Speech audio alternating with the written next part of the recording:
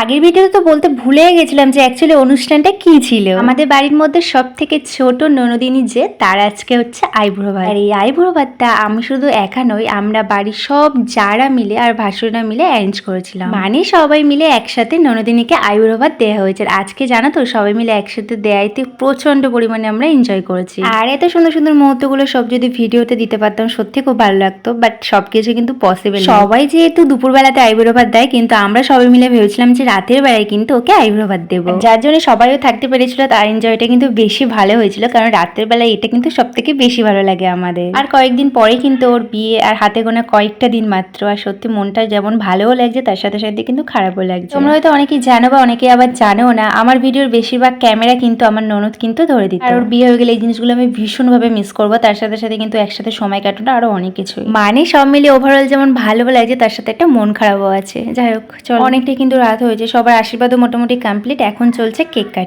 কাটিংও complete. এদিকে হচ্ছে ওর খাওয়া দাওয়ার আমি একটু বলেছিলাম একটু হালকা পাতলা ভিডিও নেবো, তারপরে তুমি নিশ্চিন্তে খাও, কারণ তোমাকে আমি ডিস্টার্ব করবো না। কারণ খাওয়ার সময় যদি সবসময় ভিডিও ফটো তুলি তাহলে তো ওরও তো ডিস্টার্ব লাগে, তাই না? আর এত কিছুর মধ্যে দেখো আমি নিজেকেই কিন্তু ক্যামেরাতে দেখাতে ভুলে গেছি। মানে আমি এতটা ভিডিও যতক্ষণ তোমরা দেখলে পুরোটাই কিন্তু শুট করেছে আমার বর।